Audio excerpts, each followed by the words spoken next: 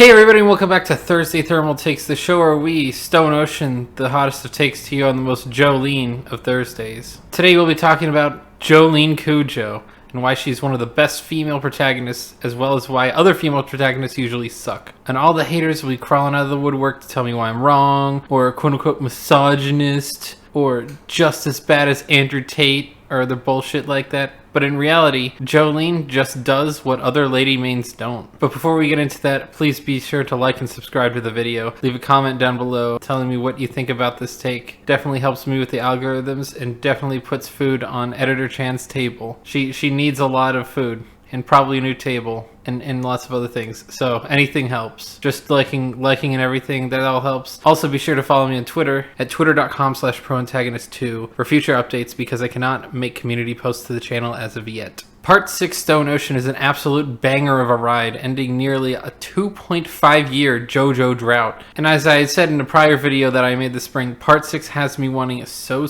much Mo JoJo. More JoJo, more Jolyne, more Mojo JoJo, everything JoJo, because Part 6 is quite excellent. It literally hurt to wait this long for my fix of the JoJo nicotine crack addiction. But why is Part 6 so good, you ask? The quality of Part 6 is in no small part due to Miss Jolyne Cujoh, who may in fact be one of the best of the Joestar bloodline. Araki is an absolute genius author to be able to pull off some of the stuff that he does, put some of these characters together, all this other kind of stuff. You just don't see female main characters of this kind of caliber and quality very much these days. Usually they have all too many problems, or maybe not enough. But just to understand how good Jolyne is, we have to understand how trash the trash women from modern anime stuff are today. And by anime, I mean not quite actually anime, because anime have a lot of the good female protagonists, like Maka Albarn from Soul Eater. I mean, even Panty and Stocking from Panty and Stocking with Garter Belt are very interesting as well. There are so many good female main characters within anime. Jolyne is just kind of a cut above the rest. But often in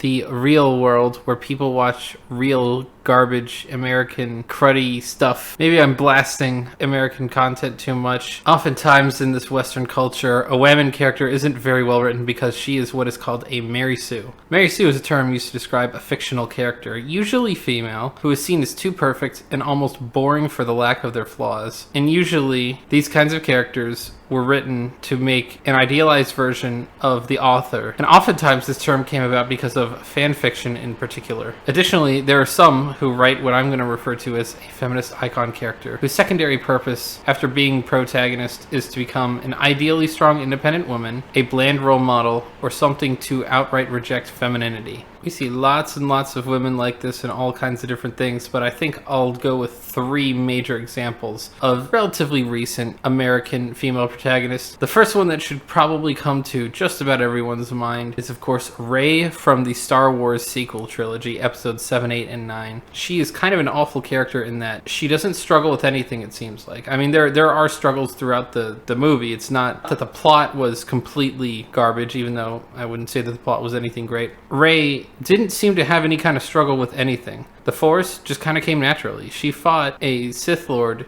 who was training to be basically Darth Vader for years and years and years, who trained under Luke Skywalker. She just picks up a lightsaber, and then she fights this guy, and she kicks his ass. And it doesn't really make any sense because she doesn't know what the hell she's doing, yet she's already very good at it. Kind of a Mary Sue character in terms of too perfect, no disadvantages, lack of flaws. She's not a very interesting character. She's kind of a blank slate. It does kind of seem like an author made an idealized version of themselves and inserted them into Star Wars fan fiction when they made Rey. If we're being honest, I'll say that Rey is probably not very attractive either. Not that she's particularly unattractive, just she doesn't have any great qualities. Nothing about her screams woman. It just screams blank slate. And nothing about her screams good character. It just screams cardboard. And I don't know that everyone really feels that way, but I think a certain number of people around would all say that they probably think just about the same thing that I do about Rey to some extent. Example number 2, Captain Marvel. This one is the SJW feminist icon character kind of character who is supposed to be an ideally strong independent woman and reject her femininity and all of this kind of stuff and just be a giant battery. Literally, all Captain Marvel is a giant battery. She doesn't have any sort of personal struggle, at least opposite to Rey. Rey had a personal struggle to do with her identity, even though it was kind of grasping for straws for anything to do with an actual personal struggle. Captain Marvel was just kind of a woman who got beat up by a dude. I watched this movie. I very much regret going to see this movie. She got beat up by a guy. She didn't like it. She didn't like that she wasn't stronger than the guy. She got a bunch of Infinity Stone magic thrust into her, and now she's like this giant battery powered by an Infinity Stone who just flies around and crashes into things. Even her powers are completely and totally disinteresting to anything. It is just flying or hovering because she's full of energy, and then she shoots energy beams, and then she rockets herself through space with energy. And her character is similarly boring in that she doesn't really have a whole lot of interesting relationships with other characters. She just kind of is snarky in sort of a pretentious way and doesn't really have anything good as far as like character development, unless you like kind of Bruce Willis, but not actually like smart mouth. She's not actually quick on her feet. She just says stupid shit. Sort of like a Bruce Willis character without the same kind of wit. I would say that Captain Marvel was just kind of this character who is just kind of there, not really all that interesting, especially in the MCU where they have a lot of interesting characters. It's not like the MCU is really lacking for good characters or character development. It's just that either they killed them off or they die in real life. Anyway, just kind of ridiculous, ultra feminist, giant orgasm all over the screen, and nobody really likes that. And then we have the last one, Korra. And Korra from Avatar The Last Airbender, or, well, really the sequel series, Legend of Korra. Korra is kind of all of these things in a nutshell to some extent. She's a Mary Sue because she's basically too perfect. She masters all forms of bending as a toddler. If you've seen Avatar The Last Airbender, it's kind of a big deal when the Avatar is able to get all of it. She did it as a toddler, not because she's a genius, just because why even bother? Why bother with struggle or strife? She's already the airbender, waterbender, firebender, earthbender, all this kind of stuff. She's kind of written as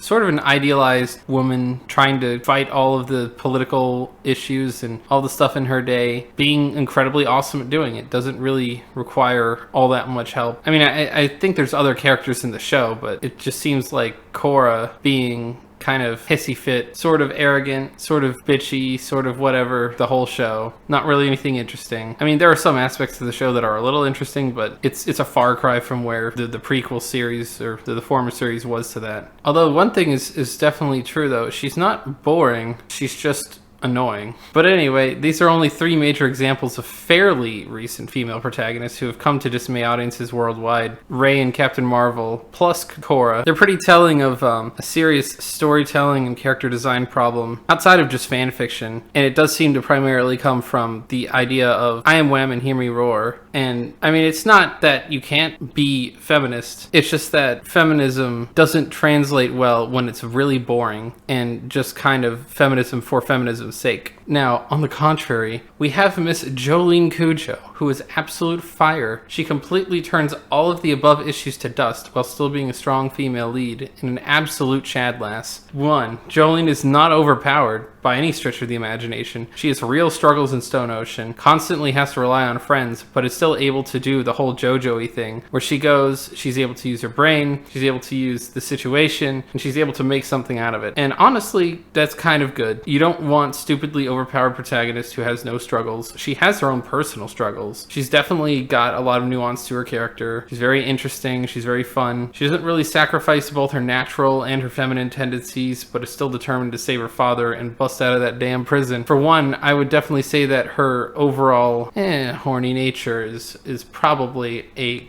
good indication of someone who is not a super boring character, given that's not even half her personality. It's just one of her main quirks. She has so many other different things. She's really got sort of a general JoJo maternal instinct that goes toe-to-toe with Josuke's sort of empath vibes. Very nice dude. Jolyne definitely cares a lot about little kids. It's just kind of a general thing that people like to see in characters. They don't have to be cardboard. I don't like to eat cardboard. I don't like to consume cardboard with my eyes either. But she's also not a very idealized heroine, as we mentioned before the whole horny thing. She's kind of just a derelict who goes around has a boyfriend, gets into a car accident, does stuff, ends up in prison, not of her own accord, although she wasn't probably like the best person. It doesn't seem like she was very bad either. She's just kind of a normal gal. And really, I think that sort of helps people a lot more relate to a character and be able to put themselves into a real character rather than just have a substitute for how they're supposed to feel about themselves. Jolyne is indeed a real character. Rey from Star Wars is not a real character. Captain Marvel is barely a real character. But Jolyne is definitely something